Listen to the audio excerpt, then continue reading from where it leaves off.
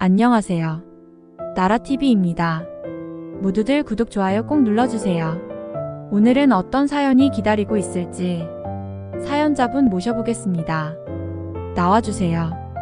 안녕하세요. 저는 북한에서 탈북한 탈북민 박승수라고 합니다.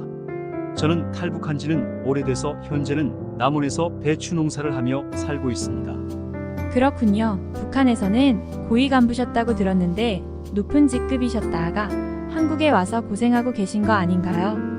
아닙니다. 제가 한국에 와서 가장 먼저 들었던 생각은 이곳이 천국이구나 했습니다. 온 사방이 별천지에다가 사람들도 너무 좋더라고요. 다행이네요. 근데 승수 씨는 원래는 탈북 생각이 없으셨다고 하던데 맞나요? 네, 맞습니다. 저는 북한에서 조선인민군의 간부로서 북에서는 나름 높은 지위였습니다. 사실 저는 공화국에 대한 충성심도 다른 인민들보다는 훨씬 깊었다고 말할 수 있습니다. 솔직하게 말하면 당시에는 공화국의 간부로서 높은 자부심과 남한에 대한 부정적인 인식을 가지고 있었습니다. 그러면 탈북에 대한 생각을 하기 어려우셨을 텐데 혹시 어떤 계기로 마음을 바꾸게 되셨나요? 수령 동지를 위해 충성을 맹세한 저도 탈북을 감행할 만큼 큰 사건이 있었지요. 저는 어렸을 때부터 부유한 환경에서 자라왔습니다.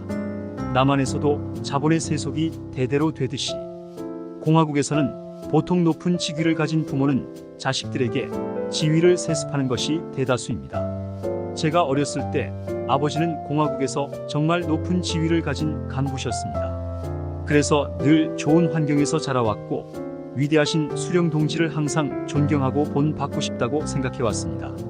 특히 저희 아버지는 남한에 대해 안 좋은 이야기를 정말 많이 해주셨었습니다. 한 번은 제가 어렸을 때 정말 친한 친구와 있었던 일입니다. 제 친구는 어느 날 남한에 대한 이야기를 해주더군요. 남한에서는 음식이 넘쳐나서 굶주리는 인민들이 없고 하더군요. 그때는 어이가 없어서 친구에게 후라이까지 말라고 했었습니다. 하지만 제 친구는 정말 자세하게 남한의 상황을 말해주었습니다. 친구분이 뭐라고 하시던가요? 남조선은 일단 병원이 우리 공화국과는 차원이 다르다고요. 아무나 병원에 갈 수 있고 의사들의 의학기술도 너무나 발달되어 있어서 못 고치는 병이 없다고 눈빛이 초롱초롱해져서 말을 했었던 기억이 납니다. 저는 늘 남조선에 대해 안 좋은 이야기로 교육을 받아왔던지라 당시에는 친구가 미친 줄 알았습니다. 한편으로는 무서웠죠. 이런 간첩이 나의 동무라니 받아들일 수가 없었습니다. 하지만 그 친구는 정말 성실하고 착한 친구였기에 저는 그 친구의 말을 숨겨주기로 했었습니다. 하지만 친구는 날이 갈수록 남조선을 찬양하는 말들이 심해졌었습니다. 어느 날은 저에게 남조선에서는 모두가 TV를 들고 다닌다고 하더군요. TV요? 네, 저도 그때는 어처구니가 없어서 민성이가 못 먹어서 단단히 미쳤구나 생각했습니다. 하지만 민성이는 누군가한테서 듣고 본 것처럼 정말 자세하게 말하더군요. 남한 사람들은 작은 TV를 들고 다니며 어디서든 전화를 하고 심지어 그 TV로 물건도 산다고. 정말 믿기 어려운 얘기였습니다. 우리 공화국에서는 정말 부유한 사람들만 휴대폰을 들고 다녔는데 그나마도 용천역 폭발 사고로 휴대전화 사용이 금지된 적이 있었기 때문입니다. 심지어 북에서 그런 귀한 휴대폰도 남한의 1900년도 수준의 통화만 간신히 되는 고물이었습니다. 저는 친구 민성이가 누군가에게서 잘못된 세뇌를 받고 있다고 생각했고 급기야 민성이가 걱정되기까지 했습니다. 그래서 아버지께 도움을 받고자 이 사실을 알렸었죠.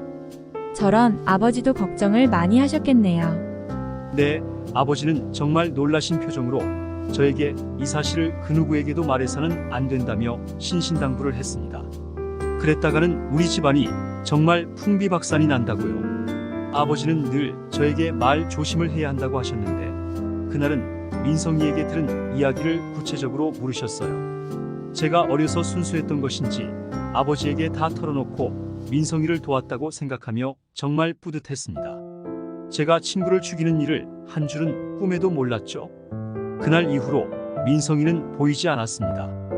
아무리 시간이 지나도 학교에 나오지 않더군요. 아버지는 민성이가 전학을 간 것이라고 했지만 어리고 눈치가 없던 저라도 민성이가 교화소에 끌려갔을 거라는 생각을 암묵적으로 했었습니다. 지금도 민성이를 생각하면 정말 미안하고 비통한 마음입니다. 그때 내가 민성이의 말을 조금이라도 믿어주고 숨겨줬다면 민성이는 지금쯤 남한에서 행복하게 살고 있었을 수도 있는데 말이죠. 정말 안타까운 이야기네요. 그렇다면 승수 씨도 그 일 이후로 탈북을 결심하신 건가요? 아니요. 그때까지도 남한의 이야기는 전부 믿지 않았습니다.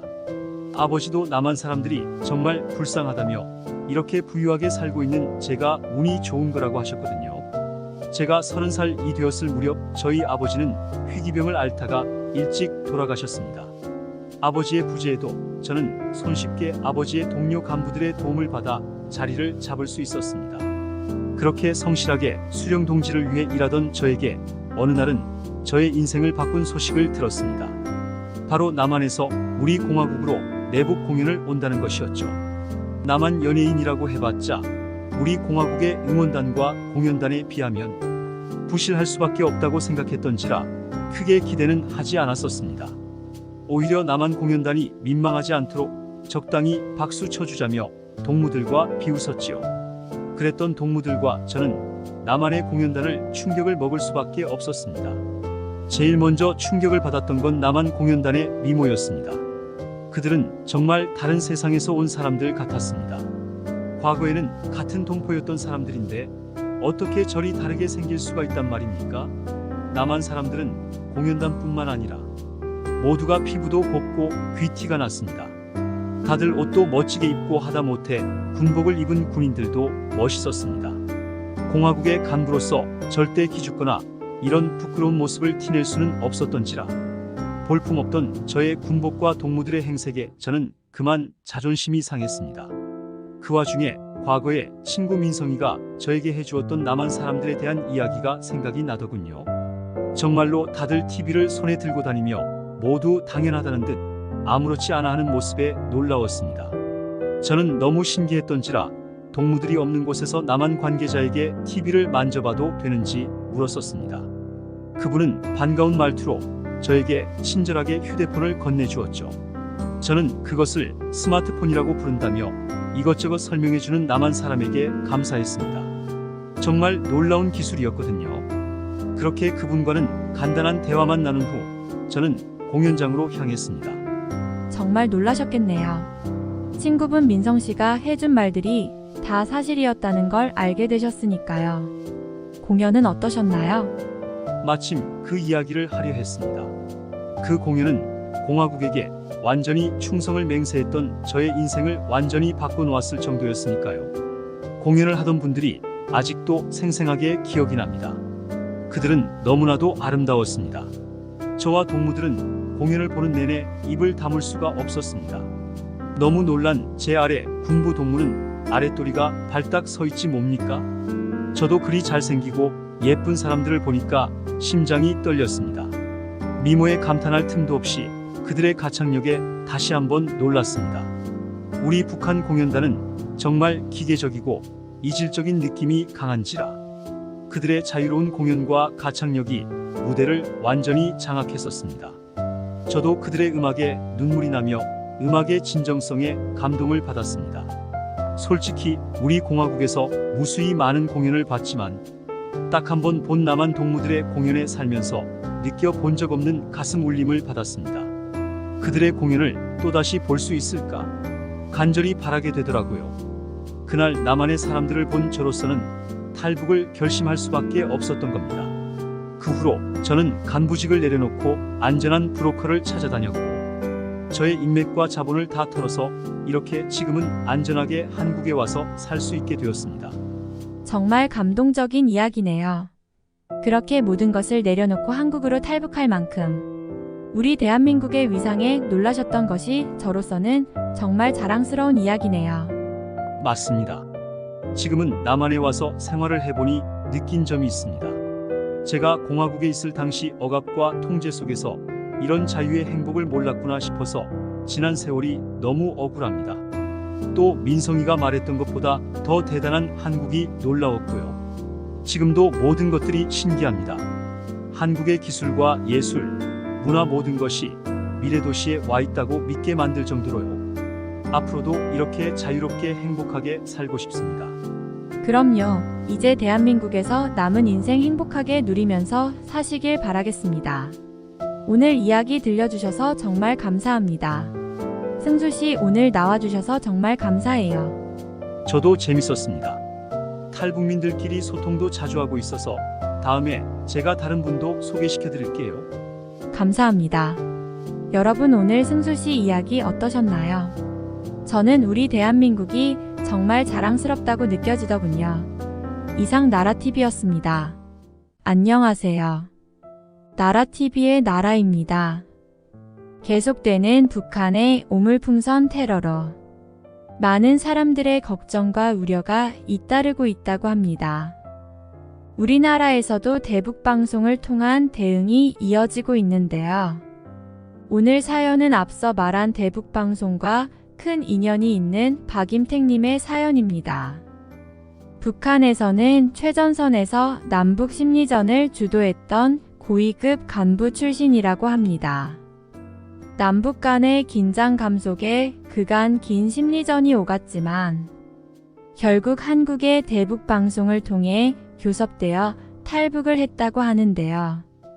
김정은의 추악한 만행과 북한 사회의 진실을 밝히고자 이 자리에 나오셨다고 합니다. 임택 씨가 우리 대한민국의 어떤 소식에 탈북을 결심하셨는지 들어보고 지금도 계속되고 있는 대북 방송을 효과적으로 하기 위해 여러 방안들이 있다고 하니 여러분도 끝까지 들어주시고 함께 응원해 주셨으면 좋겠습니다. 안녕하세요. 임택 씨. 안녕하세요. 저는 탈북민 박임택입니다. 탈북한 지는 2년 정도 된 것 같은데요. 지금도 당시를 생각하면 바로 어제 일처럼 생생합니다. 제가 북에 있었을 적에는 공화국의 최전선에서 복무하던 고위급 간부였습니다. 6년 전까지만 해도 남한과 북한 사이의 여러 심리전으로 대북방송과 같은 선전이 오갔었죠. 그때 김정은이 저에게 내린 지령이 남한 악귀들의 거짓 방송에 인민군이 속지 않도록 사상 단속과 선전 대응을 확실하게 할 것이었습니다. 당시만 해도 저는 충성심 하나만큼은 최고였기에 장군님의 말씀 하나에 꿈뻑 죽을 정도로 충성을 다했었죠. 그래서 원래는 평양 토박이었지만 대북 선전이 시작된 후로는 개성으로 발령을 받아 최전선에서 복무를 했습니다. 이렇게만 들어보면 제가 간첩이냐고 의심하시는 분들도 있더랍니다. 그래서 제가 탈북할 수밖에 없었던 이야기를 들려드리고자 합니다. 저희 집안은 북에서 소위 말하는 서열권 집안이었습니다. 저희 매형께서는 북한 서열 10위권 안에 드시던 거물급 간부셨죠. 그에 비하면 저는 아무것도 아니지만 저희 아버지와 할아버지가 완전한 백두혈통 세대였던지라 집안이 말 그대로 빨강이었습니다. 그래서인지 어려서부터 사상교육이나 세뇌는 남들의 몇 배를 받으며 자랐습니다. 또 김씨 일가에게 충성했던 만큼 평양에서도 뿌리가 깊은 집안이었죠. 제 위로는 누이가 한 명 있는데 나이 터울이 큽니다. 누이랑 저랑 10살 차이거든요. 뼈대 깊은 집안에 장자가 없다고 어머니가 하도 구박을 받으셔서 10년이나 걸려 어렵게 저를 얻었다고 합니다. 그래서 태어나자마자 온 가족의 관심과 사랑을 듬뿍 받았습니다. 그래서인지 제가 욕심이 많아요. 제 누이도 워낙 집안의 출신 성분이 좋았던지라 아버지가 중매쟁이를 통해 좋은 남편감을 찍어줬죠. 누이는 매형이 못생기고 나이도 많다고 속으로 싫어했겠지만 저는 좋았습니다. 매형이 좀 빡빡해도 아버지 같은 모습도 있었고 능력이 좋았거든요. 저는 그렇게 소위 말하는 엘리트 코스를 거쳐서 비밀성 종합대학을 졸업하고 군부대에 입대하면서 고위급 간부까지 일사천리로 승급할 수 있었습니다. 남한에서도 부가 부를 낳는다고들 하죠.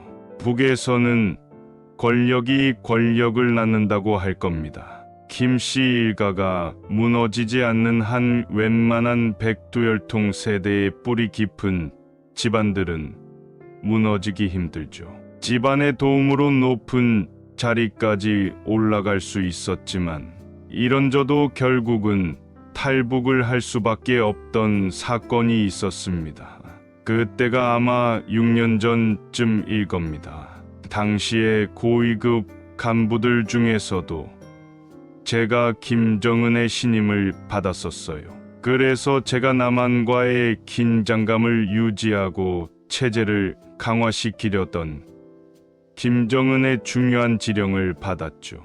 남한에서 대북 방송을 통해 인민군과 개성 주민들을 혼동에 빠뜨리려 한다며 얼굴이 시뻘개져서는 말했었습니다. 저는 너무나도 화가 났어요. 그때는 남한이 이런 나라인 줄도 모르고 감히 장군님을 이렇게 노하게 하다니, 이런 생각이나 할 정도로 정상적인 사고를 하지 못했습니다.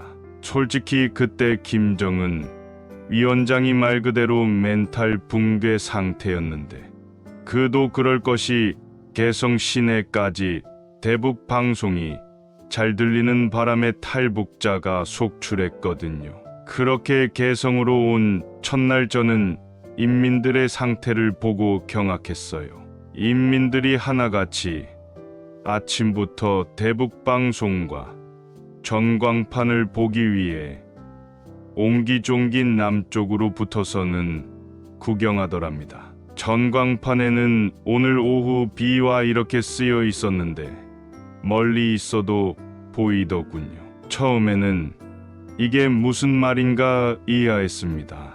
하늘에 구름이 조금 있긴 했어도 비가 올 기미가 안 보였거든요. 그래서 역시나 남한이 우리 공화국 인민들을 바보 천지로 아는구나 생각했습니다. 얼마나 바보로 생각하면 저런 거짓부렁이를 치나 싶었죠. 그때 솔직히 말도 안 되는 전광판이나 틀어놓는 남한군들을 보고 한시름 났습니다.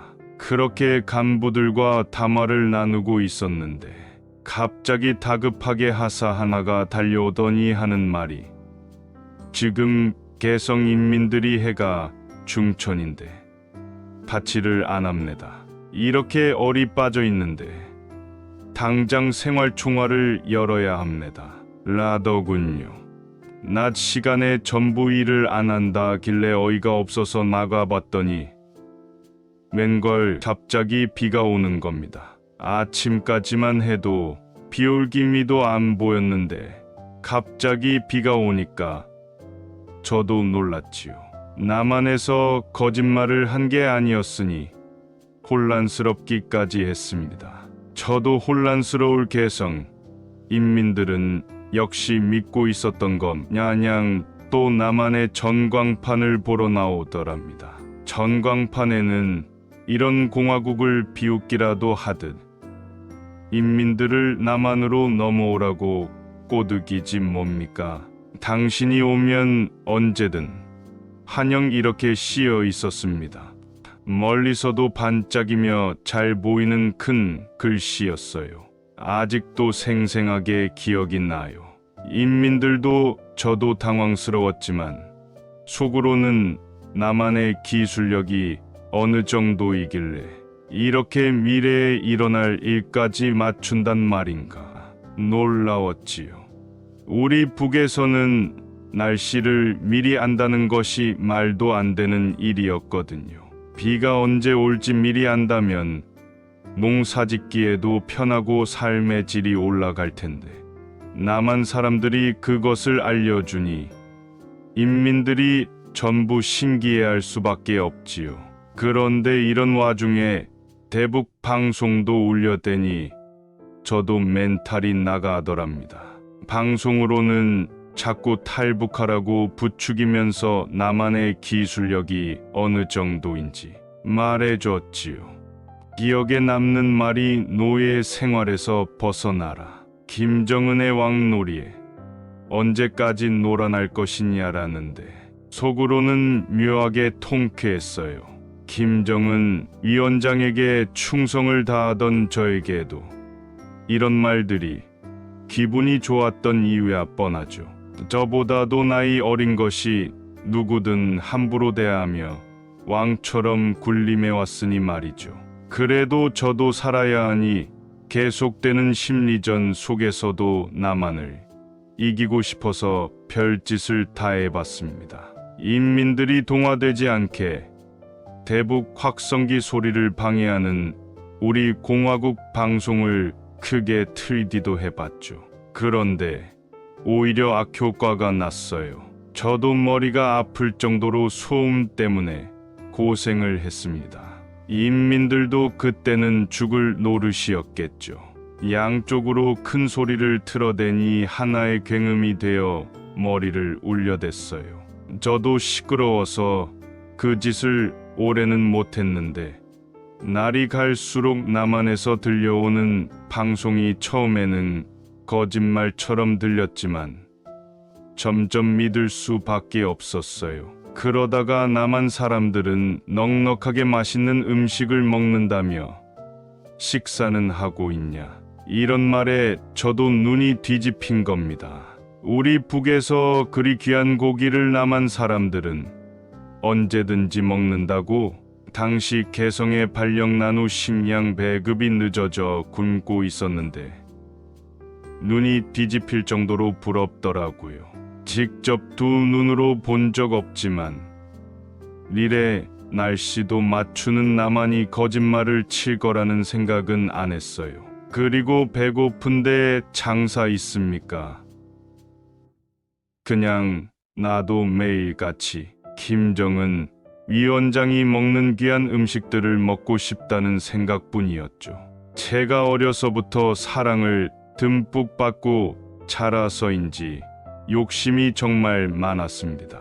특히 먹을 것에는 집착적으로 매달렸는데 귀한 집안이어도 나라 사정이 안 좋을 때는 식량을 아껴야 했기 때문입니다. 평양 사람들도 고난의 행군 때는 아무리 잘 살아도 별 수 없이 굶어야 합니다. 그렇기에 고난의 행군 시기를 겪어본 사람들은 음식을 그리 귀하게 여겨요. 이렇게 잘 사는 평양에서도 고난행군이라 하면 치를 떱니다. 그런데 외곽의 인민들은 정말 얼마나 무섭겠습니까? 당시 배고파서 굶어 죽어나간 인민들이 100만인데 실제로 보고된 정도가 100만 명이지 이보다 훨씬 많았습니다. 말 그대로 북한 사람들 씨가 말라 죽을 뻔했어요. 그래서 먹을 것에는 장사 없다고. 우리 공화국 인민들은 음식에 한이 많습니다. 한국에서는 음식이 넘쳐나서 죽은 사람 제사상이라는 것도 차려주지요. 국에서는 상상도 못할 일입니다. 산 사람도 제대로 못 먹는데 죽은 사람들까지 제사상을 차려주는 것이 어디 천국에서나 일어날 일이라고 생각하죠. 죽어서도 제대로 못 먹는 가련하고 기구한 인생. 정말 북한이라는 나라에서 잘못 태어난 죄밖에 없는데 그리 살아왔던 저도 한이 맺힙니다. 제가 별것도 아닌 걸로 북한을 배신했다고 생각할 수 있지만 북한 사람들에게는 음식이 정말 전부였기에 아마 대북 방송 듣고 탈북한 사람들은 전부 이 얘기를 할 거예요. 매일같이 집에서도 강제로 아침 6시만 되면 울려대던 지루한 공화국 선전 방송이 아닌 나만의 신기한 노래와 정보들은 매일같이 저희 마음을 동화시켰던 거죠. 당시 그것 때문에 탈북한 사람들이 한둘이 아니에요. 김정은은 인민들의 탈북을 막기 위해 경계를 강화했지만 사실상 거의 무력화된 상태였습니다. 인미군들도 탈북하고 예교관이나 고위 간부들도 탈북하는 마당에 무슨 소용이겠습니까? 저도 자연스럽게 이런 생각을 하게 됐어요. 먼저 탈북하는 사람이 승자다. 솔직히 저는 인생을 철새처럼 살아왔어요. 언제나 권력이 있는 곳에 붙어서 충성했던 것이죠. 그래서 높은 자리에 올라갈 수 있었던 것도 소위 말하는 라인을 잘 탔던 것도 있어요. 그런 저에게 남한은 황금 동아줄이었습니다. 저한테 무슨 자존심이 있겠습니까? 그저 나만의 기술력이 얼마나 대단한지 그것이 궁금했죠. 적어도 북한처럼 굶지는 않는 것 같으니 탈북을 결심한 것이고요. 지금도 대북 신경전이 오가는데 전광판에 고기 굽는 영상을 틀면 아마 인민들 전부 입에 거품 물고 탈북할 겁니다. 군부되고 뭐고 체제 자체가 붕괴될 수도 있어요. 솔직히 김정은이 대북 방송을 무서워하는 이유가 이런 사태가 벌어질까봐 불안하겠죠. 제가 실제로 대북 방송을 통해 탈북했던 사람으로서 국한 사람들에게 가장 효과적인 방법을 말씀드리는 겁니다. 물론 지금도 저보다 앞서 나간 방법으로 선전을 하고 있겠지만 말이죠. 당시만 해도 저 포함해서 탈북한 사람이 정말 많을 겁니다. 그래서 실제로 탈북한 사람 수는 발표된 수보다 어마어마하게 많아요. 그 사람들을 보호해주기 위해 한국 정부가 집계된 탈북민의 수를 줄이고 숨겨주는 것이지요. 저도 탈북할 때는 특히 조심스러웠습니다. 나는 잡히면 정말 끝이다. 참대가 멸한다 생각하니 오금이 저렸어요. 저희 집안은 완전 빨강이들이어서 데리고 가고 싶어도 못 데려갑니다. 탈북의 탈자라도 꺼냈다가는 보위부에 제일 먼저 가서 신고할 사람들이죠. 그래서 남몰래 3년을 탈북 계획을 짜서 아무에게도 말하지 않고 새벽에 탈북을 감행했습니다. 그날이 지금도 생생한데 제가 그래도 군부대를 통솔하는 권한이 있었기에 인민군을 속이기 쉬웠어요. 탈북 당일에 보초를 서야 할 인민군들에게 따로 지령을 내려서 탈북 경로를 안전하게 확보할 수 있었습니다. 자세한 루트는 보안상 말씀드릴 수는 없지만 제 지위를 이용해 어렵게 남한 땅을 밟았습니다. 한국에 들어오자마자 저는 입이 떡하고 벌어졌어요. 밤에 무슨 불빛이 그리 많은지 눈이 부시고 한밤중에도 사람들이 활동을 하는 것이 신기했어요. 북한은 불빛이 없어서 해가 지면 그냥 하루가 끝나요. 대신 새벽부터 일찍 일어나는데 한국은 밤이고 낮이고 할 거 없이 원하는 시간대에 자유롭게 활동하는 것이 가능한 나라였죠.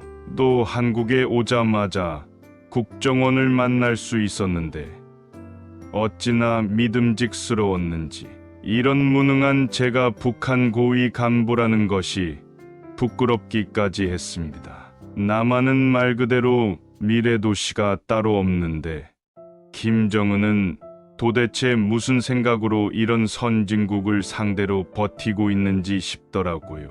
지금 와서 돌이켜보면 북한에서 들은 대북 방송들은 거짓이 아니라 오히려 한국은 더 엄청난 것들이 넘쳐나서 인민들이 안 믿을까봐 수위를 조절해서 기술력을 줄여서 말했나 싶은 정도입니다. 만약 방송에 이런 기술력을 전부 말하면 인민들은 절대 못 믿을 겁니다. 김정은이 한국을 완전 거짓말쟁이로 세뇌시키고 있어서 적절히 수위를 조절하면서 방송을 해야 할 겁니다. 저도 탈북한 고위 간부로서 정부기관에 도움을 받은 은혜가 있어서 최근 시작된 대북 심리전에 도움이 되고자 정부의 여러 지원을 아끼지 않고 하고 있습니다. 이렇게 나라TV에도 출연하여 편하게 저희 생각을 말할 수 있어서 좋았습니다. 저는 하루 빨리 북한 김정은이 망하는 날을 기다리고 있습니다. 그리고 북에 남아있는 가족들이 세뇌를 깨고 함께하는 날이 왔으면 합니다. 그러기 위해 저는 지금도 협력을 아끼지 않고 있습니다. 다시 한번 대북 방송을 시작했다는 소식이 너무 반갑더라고요. 인민들 전부 들리면 좋을 텐데 아쉬울 뿐입니다. 그럼에도 포기하지 않고 끝까지 싸워 김정은을 무너뜨리는 그날까지 나아갈 겁니다. 여러분도 이 이야기를 다 들어주신 것만으로 저한테 큰 힘이 되었어요. 정말 감사한 마음입니다. 그럼 오늘도 좋은 하루 보내세요. 네, 박임택 씨 사연 잘 들었습니다. 북한의 고위 간부까지 탈북시키다니 대북방송의 위력이 대단하네요. 실제로 탈북하는 사람들의 수가 어마어마하다고 하는데요. 김정은이 그렇게 치를 떠는 이유를 알 것 같네요. 여러분의 생각은 어떠신가요?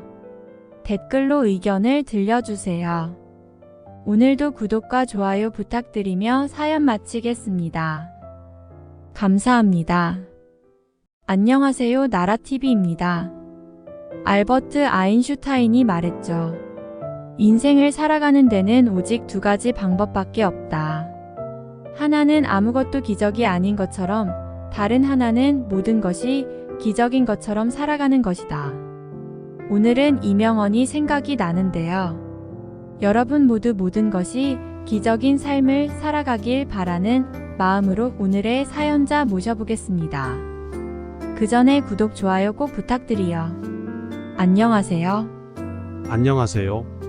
저는 북한 국가안전보위성 국무위원회 소속으로 북에서는 중장급 간부였던 탈북민 김장식입니다.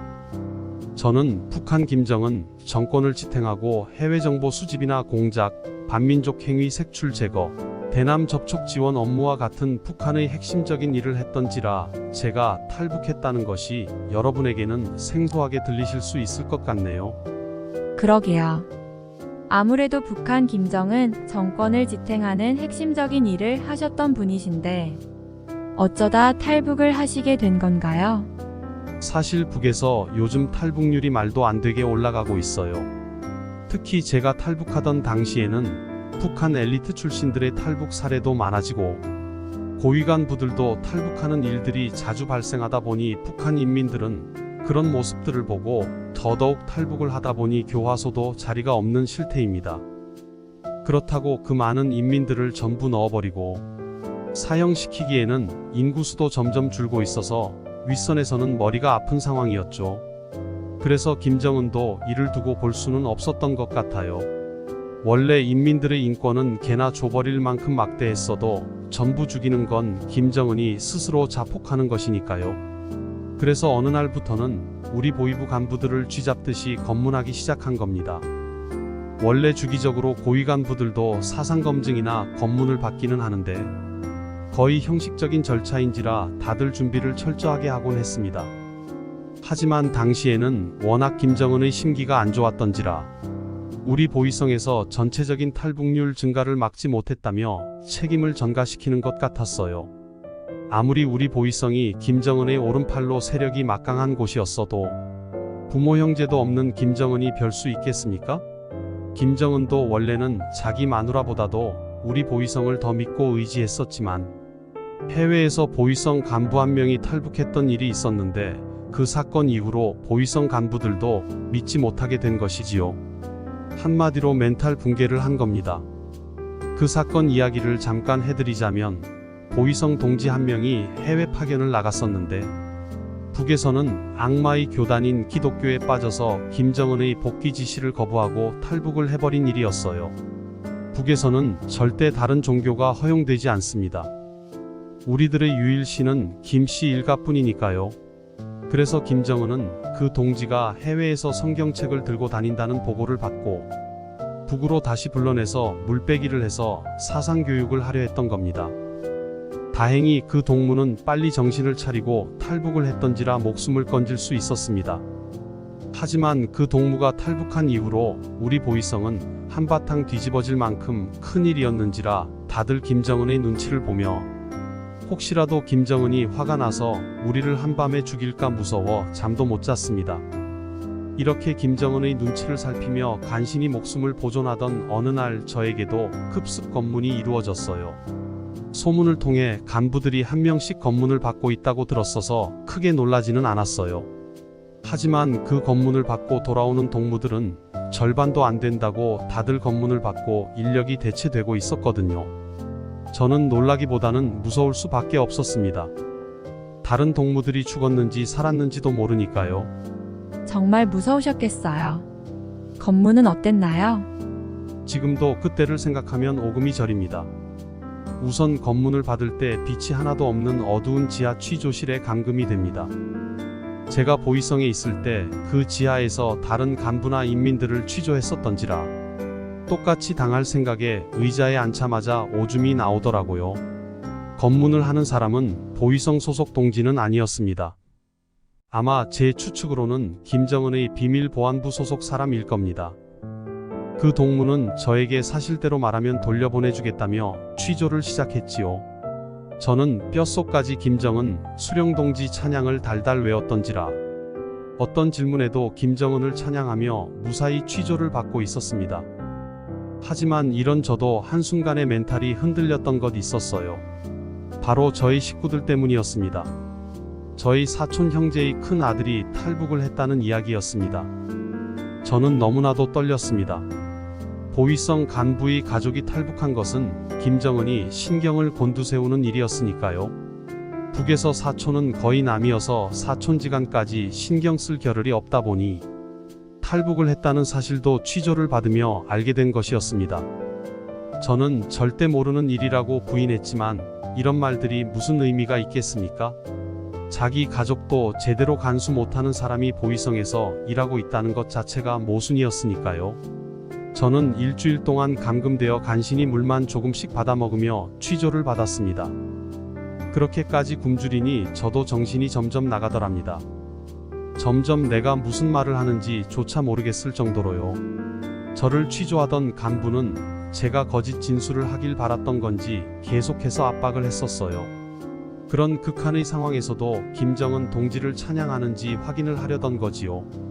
저는 한쪽 손의 손톱이 다 뽑히는 순간까지도 살기 위해서 김정은 동지를 울며 찬양할 수밖에 없었습니다. 그렇게 간신히 목숨을 건져서 풀려나게 된 것이지요. 간신히 풀려난 저는 머릿속에 살기 위해 도망치자는 생각밖에 없었습니다. 이미 손톱은 다 뽑혔지만 이대로 보위성에 있어봤자 더 이상 보위성이 옛날만큼 막강한 세력도 아니었던지라 언제든지 잘못하면 죽어날 수 있었기 때문입니다. 그 후로 저는 전 재산을 다 써서 김정은 몰래 탈북을 계획했습니다. 너무 무서워서 가족들에게 조차 숨겼지요. 북에서는 가족도 못 믿습니다. 가족들도 매일같이 김정은을 찬양하기에 속마음이 어떤지 알 수 없으니까요. 저는 그렇게 한 달을 아무도 모르게 탈북을 계획했고 김정은이 인민들의 민심을 얻기 위해 북한의 초호화 아파트 건립 축하연회를 개최했을 때 모든 간부들의 관심이 그곳을 쏠린 틈을 타서 탈북을 할 수 있었습니다. 그 아파트도 사실 몇 채 되지도 않는 싸구려 아파트지만 북에서 그 정도 건축물은 엄청난 경사일 정도로 대단한 업적입니다.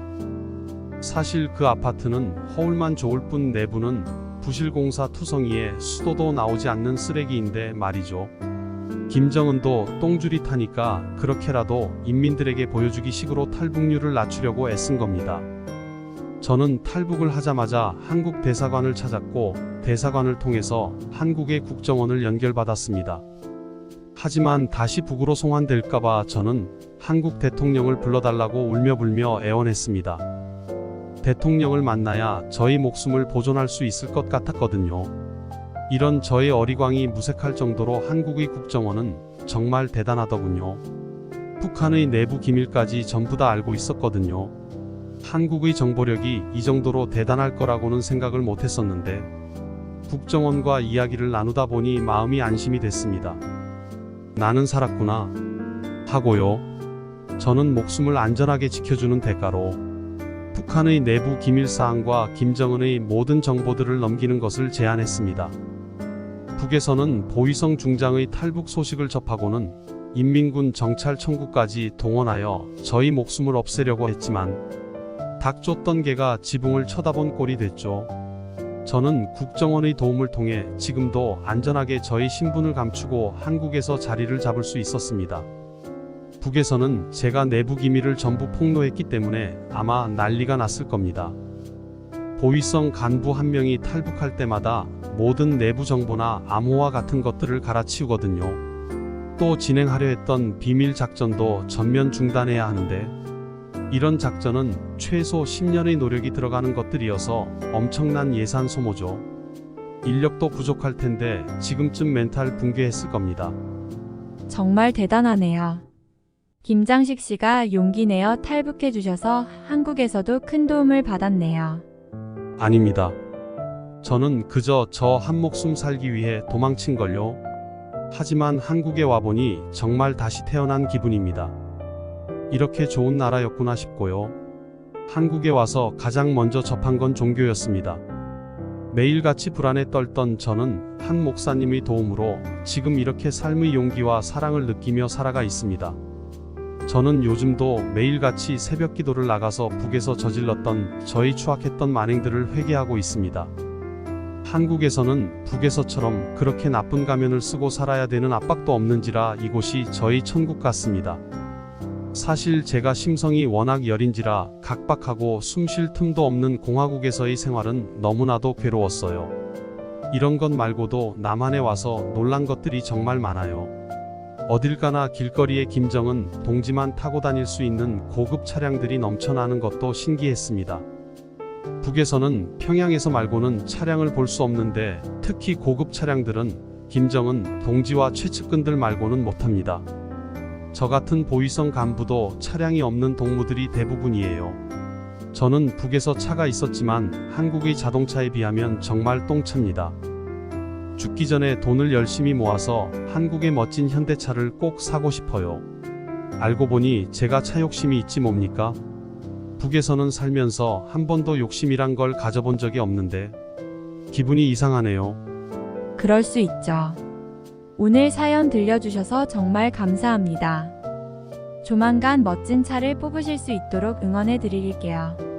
여러분 오늘 이야기 어떠셨나요? 북한에서는 탈북률이 심각하게 증가하고 있을 정도로 실태가 안 좋다고 하는데요. 저는 하루빨리 김씨 일가가 나락으로 떨어지길 바라게 되네요. 오늘도 좋은 하루 보내세요. 안녕하세요. 나라TV입니다. 점점 날이 더워져서 밖에 나가는 것도 힘드네요. 이럴수록 물을 많이 마시는 게 건강에 좋다고 합니다. 여러분도 건강을 위해 물도 자주 드시고 더위 조심하세요. 바로 오늘의 사연자 모시겠습니다. 안녕하세요. 안녕하세요. 저는 탈북한 지 6년 된 조선인민군 공군 제1비행사단 57추격 비행연대 출신 이태평입니다. 당시 저는 평안남도 순안군에 위치한 온천 비행장에서 초속 전투기 조종사로 복무했었습니다. 특수부대 사령관이신 엄격한 아버지 밑에서 김정은 수령 동지에게 충성을 맹세할 것을 교육받으며 자라왔던 저는 북에서는 소위 말하는 엘리트 집안 출신이었습니다. 어려서부터 기계를 다루는 능력이 뛰어났고 아버지의 추천으로 공군 사관학교에 들어갈 수 있었죠. 그곳에서는 공화국의 모든 조종사들이 모여 교육을 받았습니다. 특히 저같이 성적이 우수한 동무들은 조종시험을 통해 훈장을 수여받기도 하죠. 하지만 실제로 전투기를 조종하고 김정은에게 인정받기 위해서는 실력보다 더 중요한 것이 있었습니다. 바로 사상이었는데요. 전투기 조종사 특성상 전투기를 몰고 탈북할 수 있는 상황이 정말 많기 때문에 김정은이 엄청 신경을 쓰고 있는 부분이었습니다. 그럼에도 꾸준히 탈북하는 공군 동무들이 줄어들기는커녕 늘어나기만 했죠. 조종사가 한 명 탈북하면 간부들은 정말 난리가 납니다. 공화국의 내부 정보를 남한에 빼앗기는 것이기에 지금까지 북한의 기술력을 들킨다는 것이 큰 위협이겠죠. 그래서 우리는 복무 당시 군사훈련보다 사상훈련을 더 많이 받았었습니다. 지금까지 공화국을 배신하고 탈북한 전투기 조종사들이 누가 있는지, 한 명씩 탈북하면 어떻게 되는지를 달달 외울 정도로 들었습니다. 남은 가족들의 비참한 생활은 기본이고 남한으로 가면 바로 사살당한다는 내용이죠. 기억에 남는 탈북자 이야기는 1983년에 탈북한 이웅평 대령 사건과 1996년도에 미그 19기를 몰고 그대로 탈북해버린 이철수 대령에 대한 이야기입니다. 특히 사상투쟁 시간에 가장 많이 거론되는 이름이 이철수 대령님이시죠.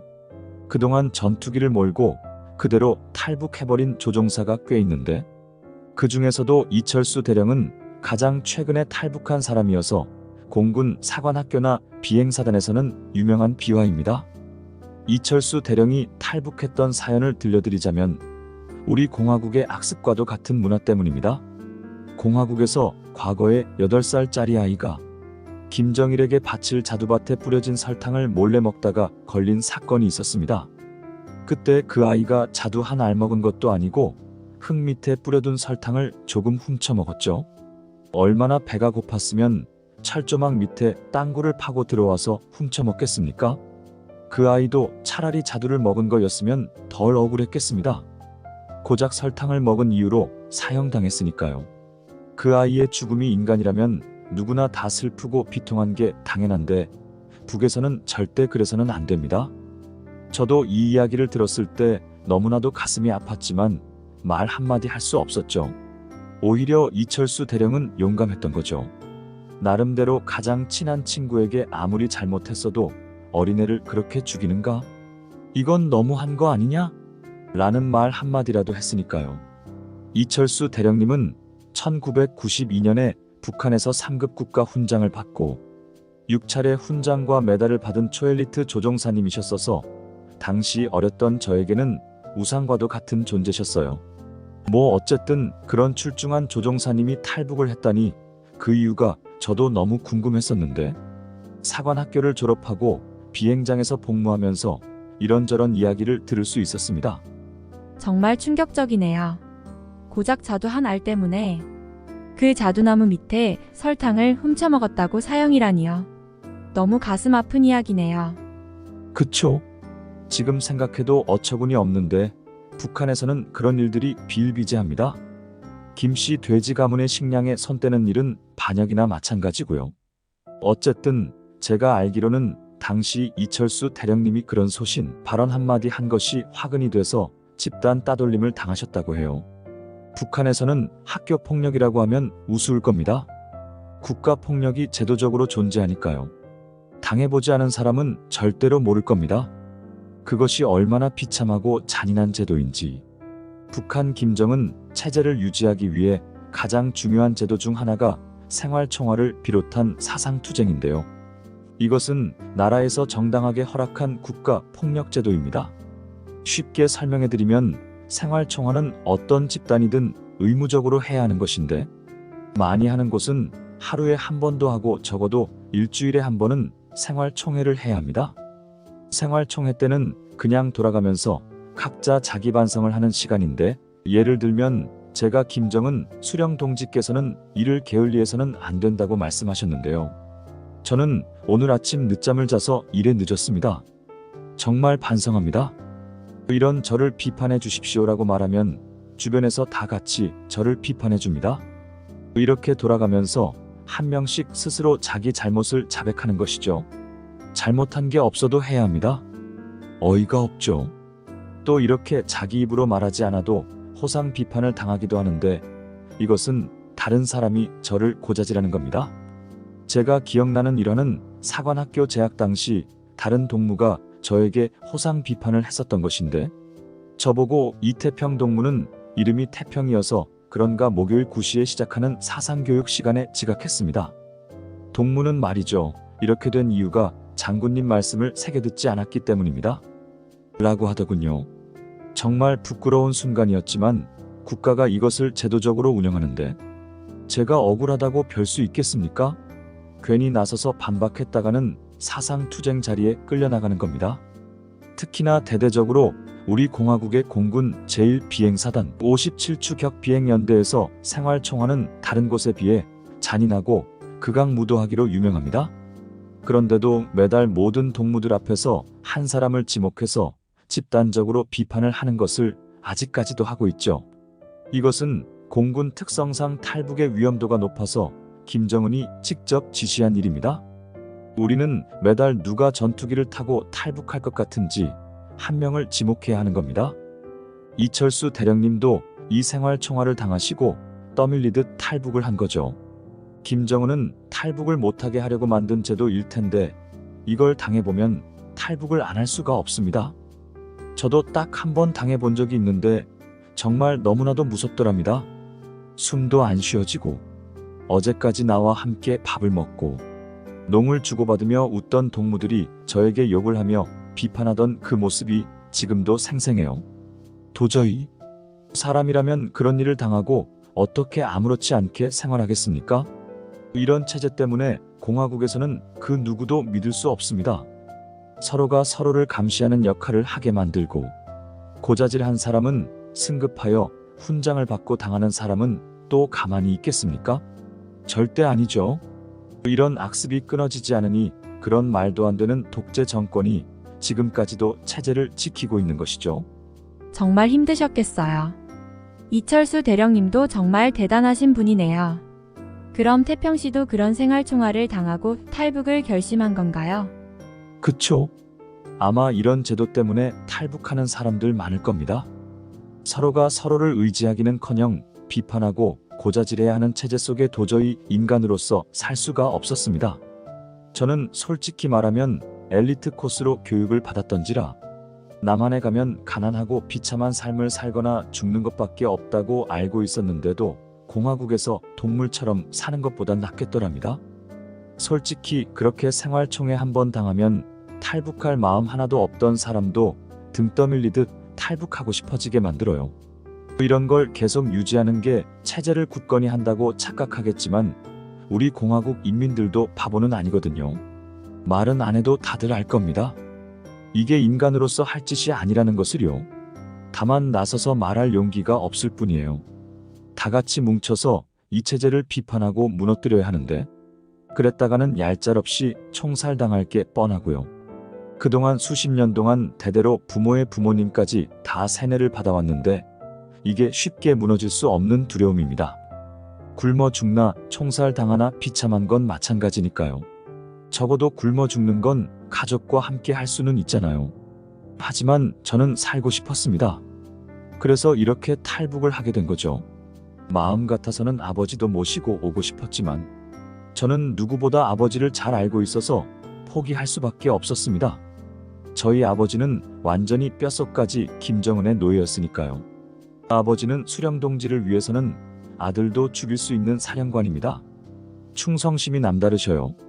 제가 알기로 아버지가 특수부대 복무하면서 가혹한 사상교육을 당하셨던 걸로 알고 있어요. 그때의 여파가 아직까지도 남아서 충성하지 않으면 죽는다고 생각하시는 거예요. 그런 아버지에게 탈북 이야기를 꺼냈다가는 저를 가장 먼저 교화소로 끌고 갈 사람입니다. 아버지에게 그런 세뇌를 시킨 김정은을 당장이라도 찾아가서 잡고 싶지만 야밤에 잠든 아버지를 두고 무거운 발걸음으로 강을 건너는 것밖에 할 수 있는 게 없었습니다. 그렇게 지금도 저는 아버지를 가슴속에 묻고 살아가고 있어요. 아버지가 탈북한 저 때문에 북한에서 어떤 일을 당하셨을지 상상도 하기 싫지만 그저 살아있기를 간절히 바라는 마음입니다. 그리고 하루빨리 김정은이 망하길 바랄 뿐이죠. 그래도 한국에서 살면서 정말 행복하게 지내고 있어요.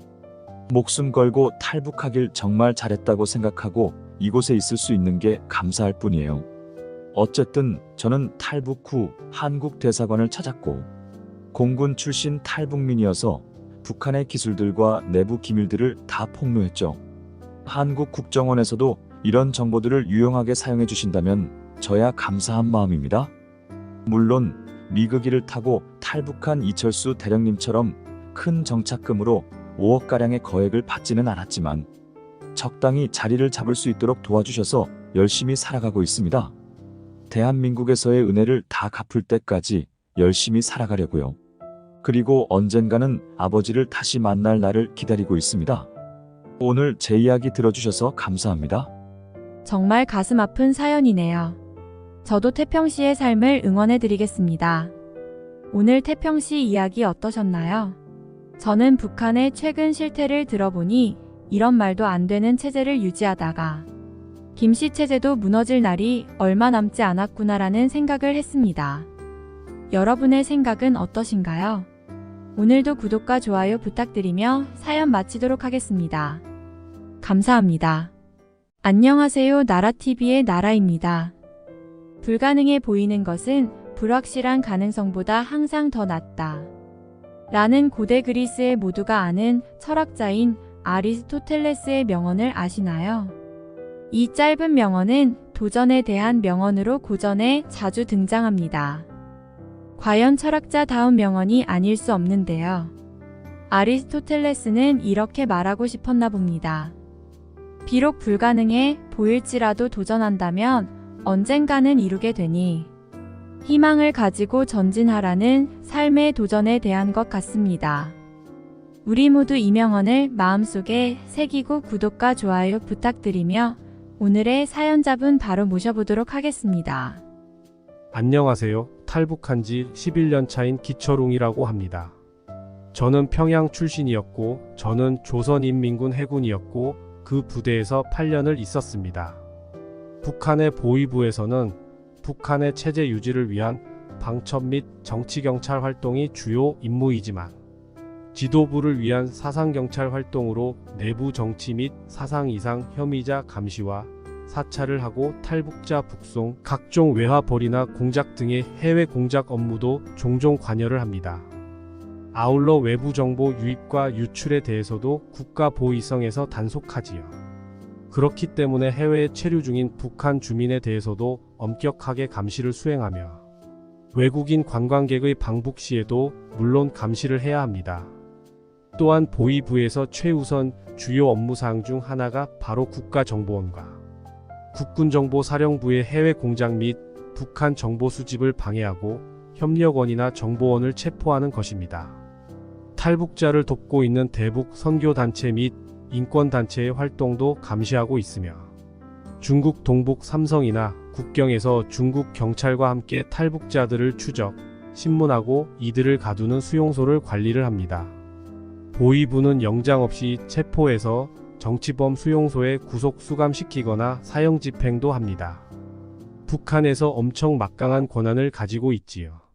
할 일도 많고 보위부 내에서도 또한 단속도 심한지라 말 그대로 엄청 빡세요.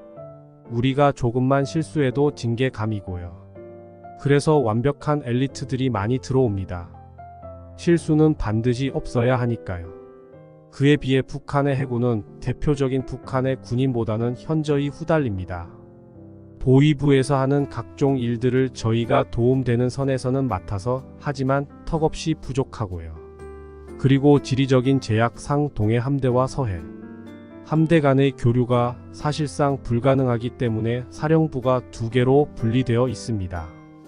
남해가 있어서 함대를 유동적으로 운영할 수 있는 대한민국과 달리 이는 북한 해군에게 태생적인 약점으로 작용합니다. 쉽게 말해서 어느 한쪽이 두들겨 맞고 몰살을 당하더라도 다른 함대가 지원을 해줄 수가 없습니다.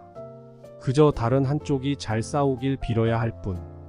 철저하게 미사일 아니면 육군이나 공군의 지원에만 의존해야 하는 처지입니다. 북한군도 그 점을 잘 알고 있기에 해안선이 단조롭고 수심이 깊은 동해함대 사령부는 다수의 잠수함과 이들을 호위할 중형함, 위주로 복잡한 해안선의 황해도가 불치망모. 역할을 할 수 있는 서해함대 사령부는 공기부양정과 고속상륙정 위주로 구성했지요. 숫자상으로는 굉장히 많지만 수상 전투함 중 200척에 가까운 수량이 초계용으로조차 제대로 못 써먹는 어뢰정입니다. 그냥 고물이죠. 가난해도 보병, 머릿수로 그나마 비빌 수 있는 육군과 달리 해공군은 돈이 많이 들고 힘듭니다. 낡고 작은 함선이 대부분이라 미국 국방정보처에서는 북한 해군을 연안해군으로 분류하며 50해리 이상에서의 작전은 어렵다고 보고 있죠. 북한 공군도 기름이 없어서 훈련을 못하고 박물관급 비행기들을 보유하듯이 북한 해군도 우스꽝스러운 수준으로 전락한 지 오래입니다. 공군조차 조종사들이 바닥에 지도 펴놓고 그 위를 계기판과 전투기 모형 들고 다니며 훈련하고 있으니 해군도 최소한의 어로 보호나 대남 도발 시 출항이나 겨우 하는 수준합니다. 함정을 지휘할 군관들은 그나마 북한 영화 내가 설 자리에서 교육, 훈련용 아날로그식 미니어처 시뮬레이터로 배웠으며 이걸로 때워서 기동수를 머리로는 알고 있겠지만 예하 승조원들이 실제 해보질 않으니 당연히 숙련도는 높지 않습니다. 많이 저조하죠. 질적 수준도 이미 수차례 교전에서도 증명되었듯 다수의 200톤 이상급 호위함과 3,900톤 이상의 한국형 구축함을 보유한 대한민국의 수상함 전력의 압도적인 열세를 보이고 있죠. 그래도 점점 나아지고 있는 추세이긴 합니다. 정작 해병대는 없지만 해상 저격 여단이 해병대를 겸한 특수부대 노릇을 하는 거죠. 그래서 보위부 동무들이 엄청 무시도 합니다. 가서 개수영이나 하면서 물장구나 치라고요. 하지만 저희 사명감은 나름 높았었습니다. 북한의 실체를 보기 전까지는요. 어릴 때부터 물을 좋아하고 수영을 잘했었습니다. 수영 선수가 되려고 했었지만 부모님은 반대했었고요. 그래서 겨우 고집 부려서 간 게 해군이었단 말입니다. 당연히 어른들은 제가 보위부에 가길 바랬었죠. 그 뒤로는 거의 버린 자식 보듯이 저를 한심하게 보셨고요. 하지만 저의 이런 해병 사랑은 그 누구도 막을 수 없었습니다. 그렇군요. 대한민국은 공권력이 약해서 법 또한 많이 약한 편인데 북한은 또 말도 안 되는 공권 체제가 이루어지고 있군요. 그리고 북한의 해군에 대한 이런 자세한 설명은 처음 들어보네요. 그러면 어떤 실체를 보셨길래 탈북을 결심하신 건가요? 예, 더 자세히 예시를 알려드리자면 보위부에 의해 체포될 경우 숨기고 온 돈이나 물품은 없는지 검사를 합니다. 필요시 남녀 상관없이 나체로 만들고 검사는 물론이고요. 만약 발견될 경우 차마 말하기도 힘든 더 혹독한 고문을 당하고는 합니다. 그리고 또 진술서를 무한 반복해서 쓰게 합니다. 수감자가 거짓말을 하는지 안 하는지 판별하기 위해서 하는 거라고 하는데 솔직히 그냥 고문이나 다름이 없지요. 만약 보위원의 심기가 불편해질 경우 온갖 신체적, 정신적 고문도 가해집니다. 정말 말이 안 되는 체제이지요. 그냥 사람을 인간 취급을 안 하는 겁니다. 그래도 운 좋게 상급부서 또는 북한 최고 결정권자가 판단하기에 죄질이 경미하거나 용서해도 괜찮다고 판단할 경우 비밀 유지 엄수를 조건으로 석방이 되지만 용서할 수 없다고 판단될 경우 인간으로서의 자격이 박탈되었다고 간주하고 관리소로 수감자를 이송합니다. 수감자로 가게 되면 말 그대로 서서히 고문받다가 이 세상에는 더 이상 없어지게 되는 것이지요. 그리고 수감자나 사형 선고 등 비밀리에 저희가 바다에 던져버리고는 합니다. 그게 배반하는 자든 북한 사람이든 그걸 저희한테 시킵니다. 그냥 귀찮은 일이랑 번거로운 일들을 저희한테 맡기는 셈이죠. 그리고 갈굼도 많이 당합니다. 현저히 부족한 건 사실이나 나라에서도 딱히 방법이 없거든요. 대표적인 해양전쟁은 6.25를 시작으로 천안함 피격 사건을 마지막으로 활약이 없었다며 북한에서는 안타까움을 자아냅니다. 악마들인 거죠. 저는 이렇게 부당하고 야만적인 일을 직접 관리하고 또 많이 봐왔기 때문에 이 나라에는 미래가 없겠다 싶어서 결국 탈북하게 되었습니다. 사실 어릴 때부터 많이 느껴왔었지만 그제서야 용기가 나서 실행에 옮길 수 있었죠. 정말 말도 안 되는 일이 하루에도 수십 번씩 발생하겠네요. 아무 죄 없는 사람들은 비참하게 생을 마감하는 거고요. 참 안타깝습니다. 그러면 탈북은 어떻게 하신 건가요? 네, 그렇기에 저는 더더욱 탈북을 할 수밖에 없었죠. 탈북할 때는 말 그대로 바다로 헤엄쳐서 왔습니다. 장장 6시간을요. 네, 6시간이나 헤엄을 치셨다고요? 네, 안 믿기실 수는 있겠지만 그때 당시 서해안을 6시간 동안 헤엄쳐서 왔습니다. 대략 6km를 바다에서 맨몸으로 이동한 거죠. 그때만 생각하면 너무 아찔합니다. 거의 죽기 살기로 헤엄만 쳤죠. 바다 6km는 완전 다르거든요. 그리고 서해가 조류가 정말 말도 안 되게 세거든요. 물 빠지고 장난 아니거든요. 보통 대한민국 해병대 합격 조건도 맨몸 4km, 오리발 8km가 되어야 합격이 가능하다고 하더군요. 그만큼 정말 죽고 싶을 정도로 힘들었습니다. 계속 오는 조류 때문에 가도 진전 없이 제자리에서 헤엄칠 수밖에 없었거든요. 저는 수영을 잘했는데도 말이지요. 그냥 그때 당시에는 내가 지금 뭐 하는 거지, 여기서 살아남는 것도 천운이다. 이 생각만 머릿속에 맴돌았어요. 근데 정말 놀라웠던 게 대한민국 국군 시스템이 얼마나 대단하냐면요. 제가 북한에서 출발한 걸 대한민국 해병대가 알고 있었더군요. 물에 들어간 거를요. 우리 국군 열감지 시스템에 척발된 거예요. 그리고 나중에는 듣기로는 이 사람이 그냥 물고기를 잡으러 왔겠거니 하고 그냥 단순하게 생각했더래요. 보통은 저를 건져줘야 하는데 그냥 냅둔 거죠. 근데 점점 제가 계속 앞만 보고 전진하니까 그제서야 상부의 보고가 들어간 거죠. 그리고 저를 구출하기 위해서 한국 국군 경비정이 바다로 나왔었어요. 근데 저는 그 배를 보고 북에서 나를 잡으러 왔구나. 큰일이다. 무조건 도망쳐야 한다. 이 생각으로 근처 보이는 무인도로 헐레벌떡 들어가서 숨었죠. 밤이니까 뭐가 보이겠습니까? 그냥 배 형체만 보였습니다. 그리고 또 해병대에서 저를 왜 못 찾았냐면 열감지 시스템으로. 열을 감지해야 하는데 너무 오래 바다에 있었으니 저체온으로 감지가 불가했었어요. 옷도 방수복처럼 일체형의 솜 점퍼로 완전히 무장하고 끈도 밖으로 매서 물이 잘 스며들지 않도록 입었었는데도 말이지요. 당연히 한국 국군은 사망했다고 판단을 내렸었어요. 그러고 돌아갔는데 다음날 또 무인도에서 사람 하나가 보이니 또 상부에 보고를 드리고 그제서야 저를 구출할 수 있었죠. 무인도의 하룻밤도 너무나 길었습니다. 야생 모기도 엄청 큰데 너무 강하고 물리면 장난 아니게 붓거든요. 너무 가려운데 따갑기도 하고요. 누구한테 주먹으로 맞은 것처럼 피부가 솟아오릅니다. 그렇게 마지막까지 고생이란 고생은 다하고 구출이 되었죠. 그리고 저는 북한의 보위부 출신이었으니 북한의 기밀 유지를 공유하는 조건으로 수당도 많이 받았었습니다. 억 단위로 받았었죠. 근데 제가 더 놀라웠던 점은 한국의 국방부가 정말 북한의 많은 정보를 알고 있더군요.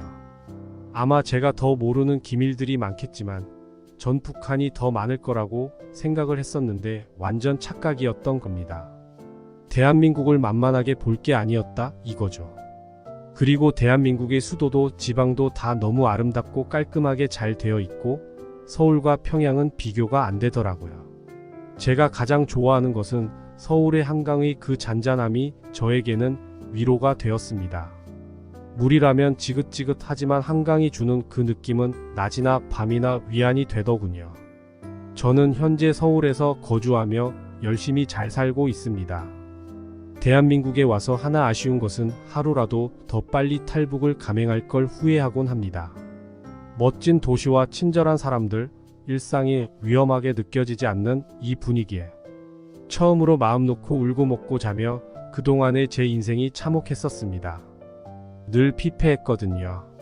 자유로운 이 분위기에 감시하는 사람도 없고 제가 누굴 강제로 괴롭히지 않아도 되며 사람들의 울부짖음을 안 들어도 되고요. 그리고 한국은 정말 못 사는 나라의 음식도 이상한 걸 먹는 줄 알았는데 하나같이 다 맛있더군요. 처음으로 국밥을 먹어봤는데 그렇게나 맛있을 수가 없었습니다. 저는 한국에 처음 와서 국밥에 소주를 먹어봤었어요. 요즘에도 혼자 그렇게 먹고 다닌답니다. 그리고 북한에서 파는 닭하고는 차원이 다르더군요. 치킨과 맥주에도 엄청 빠졌습니다. 간간히 탈북민 친구들과 치맥을 합니다. 제 진정한 행복은 여기에 있었던 거죠. 저는 제가 먹을 것을 별로 안 좋아하는 줄 알고 살아왔는데 한국 와서는 하도 먹어서 살이 15kg나 쪘습니다. 처음으로 배가 나와 봅니다. 정말 다행이네요. 대한민국에 정말 잘 오셨습니다. 행복하게 지내시는 것 같아서 제가 다 기쁘네요. 앞으로의 인생도 한국에서 재밌게 지내시길 바라겠습니다. 오늘의 영상은 여기까지입니다. 감사합니다.